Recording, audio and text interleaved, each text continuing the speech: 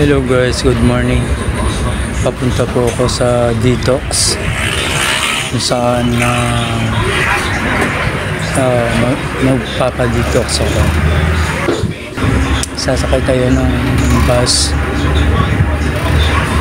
from Bacolod to Hinigaran.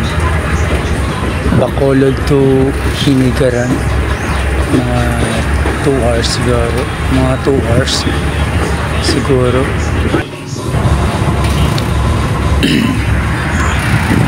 Prayers guys para sa akin. Ito guys yung lymphoma ko, yung sakit guys.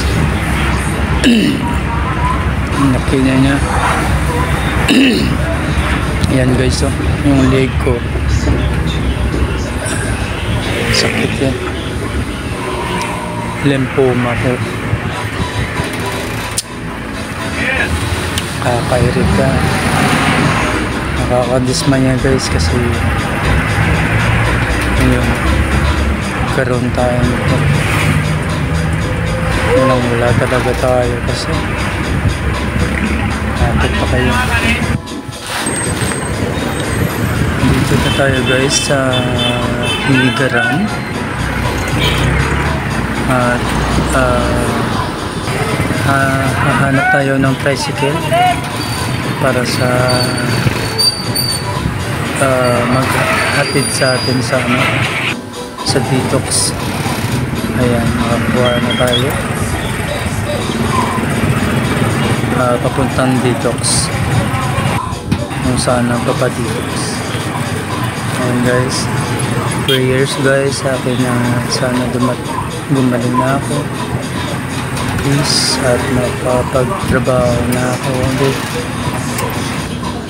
Tulungan niyo ako guys sa aking video. Ayan pala yung bahay ng nagdi-detox guys. Yan, sa loob niyan, pero wala pa yung tao, so dito lang. Ayan na guys, kinuna na ako ng BP, tapos may inilagay sila isang strap sa akin. Medyo mainit siya guys kasi nakakukuryente yung tiyan ko. Ang laki ng payat ko. Ayan guys, ito yung detox guys. So, ito yung malalaman mo na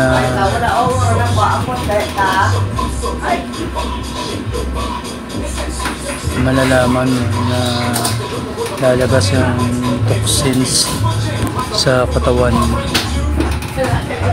Ayan, mag-iibang ang kulay yung guys maya maya.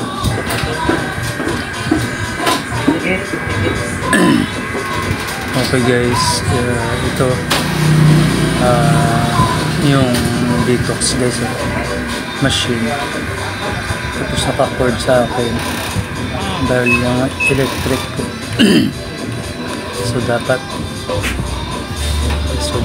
dikit yung paano. Ayan guys, bumula na guys at may toxins na malabas. Mga 30 minutes guys,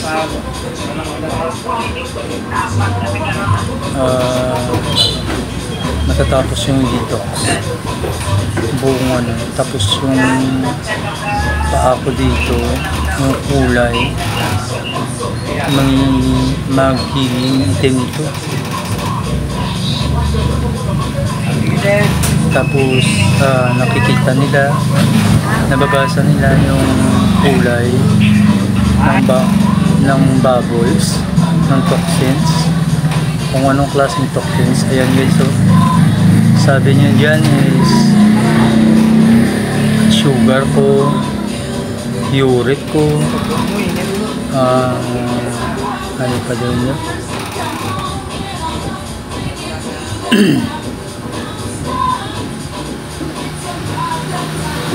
Ayan guys, nakalimutan ko na, pero ayun, ito yung detox guys. Pero hindi pa yung yan ang final guys. Mas maitim pa dyan. Maya. Sugar ako, uric, at cholesterol. Nalalaman talaga dito. Kinakaanay guys. Tapos yung heart ko guys, kumakalma kapag naka-detox din ako. Kumakalma siya talaga.